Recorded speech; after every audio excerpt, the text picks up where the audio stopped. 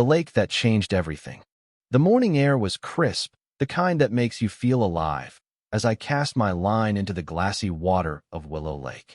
At 52, I'd spent years perfecting handmade fishing rods, and this quiet spot in the Maple Grove community was ideal for testing my latest design.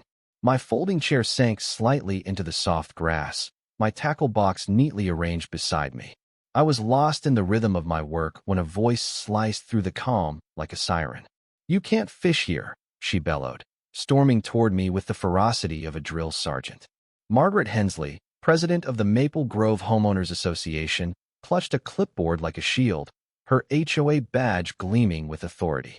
Before I could respond, she was on her phone, calling 911, painting me as some rogue trespasser. What Margaret didn't know was that she'd just picked a fight with the one person who held the key to Willow Lake's secret that would turn her world upside down. My name is Thomas Reed, and I've lived a quiet life renting a modest house on Cedar Lane in Maple Grove for 6 months. My work requires real-world testing, and Willow Lake, just a short walk from my place, was perfect.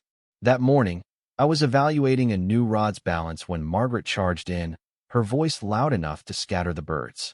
She didn't ask questions. She assumed I was an outsider violating her sacred rules. "This lake is for homeowners only," she declared, citing invisible HOA regulations. I scanned the Chorino signs. No fences, nothing to suggest the lake was private. When I pointed this out, her face reddened. "These rules are common knowledge," she snapped, then radioed for security. No one answered, but she wasn't deterred. "Leave now, or I'm calling the police," she warned, already dialing. As she described me to the 911 operator like I was a bank robber, my phone buzzed with a text from an unknown number. "Don't let her bully you. That lake isn't theirs." I glanced at Margaret, still ranting, and felt a spark of curiosity. Something about this lake was more complicated than she realized. 20 minutes later, a police cruiser rolled up, and Officer Daniel Carter stepped out, looking like he'd rather be anywhere else. Margaret, now live streaming to her HOA group, narrated my crimes with theatrical flair.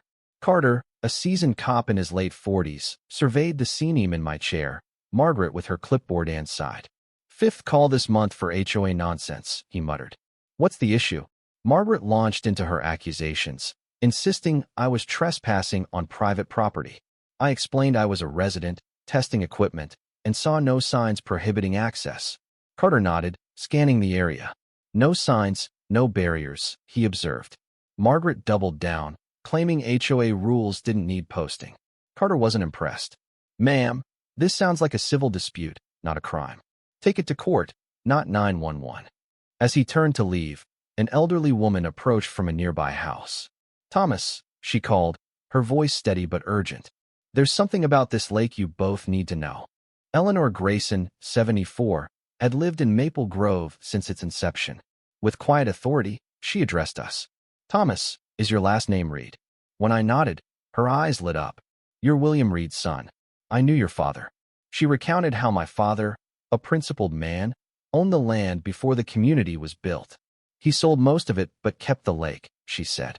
"He wanted it open to everyone, not just the wealthy." Margaret scoffed, dismissing Eleanor's story as outdated. But Eleanor's words hit me hard. My father, who passed 3 years ago, never mentioned owning a lake. Could this be true?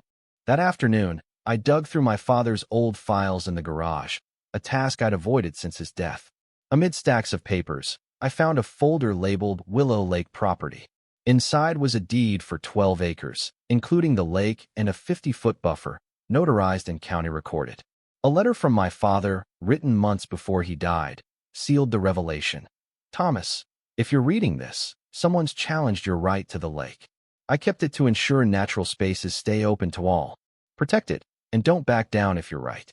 My hands trembled as I realized I owned the very lake Margaret was trying to gatekeep. The next morning, I returned to the lake, documents in hand. Margaret appeared with 3 HOA board members, their approach formal and intimidating. "Mr. Reed," she began, "we've met and demand you stop fishing until our lawyers resolve this." I held up the deed. "My father owned this lake, and now I do. This proves it." Their faces froze as I handed over the papers. Margaret's hands shook as she read the county stamp. "This can't be right," she stammered. The HOA has managed this lake for years. The board members exchanged worried glances, their confidence crumbling. Margaret didn't back down.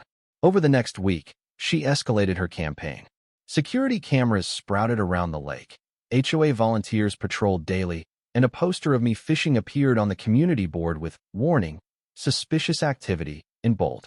A letter slid under my door, accused me of harassment, and summoned me to an emergency HOA meeting.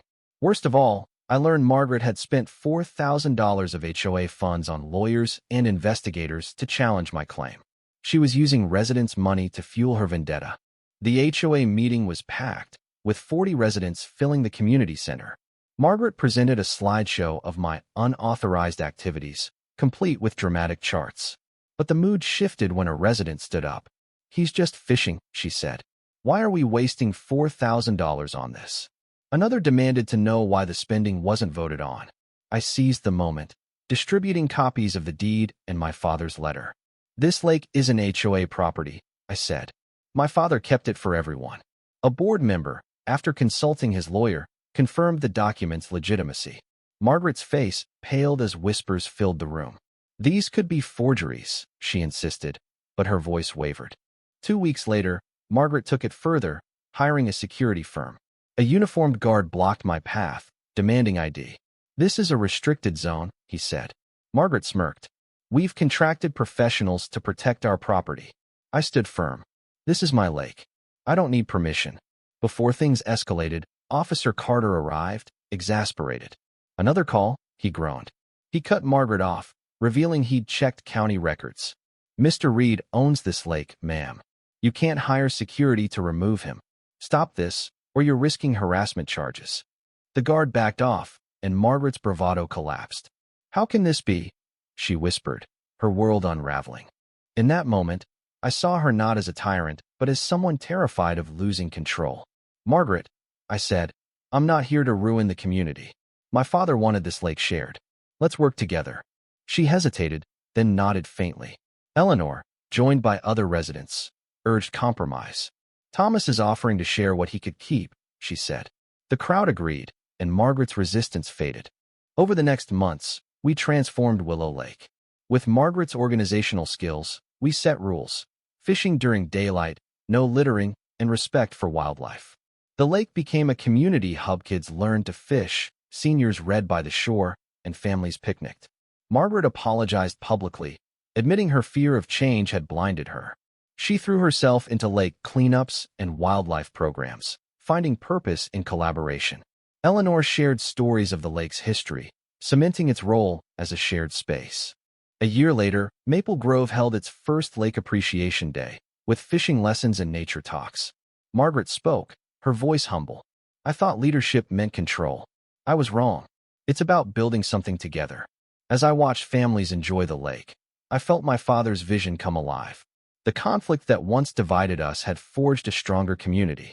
This journey taught me that ownership is a responsibility, not a weapon. Margaret learned to lead by listening. Together, we proved that even the fiercest disputes can yield unity. What do you think about this story?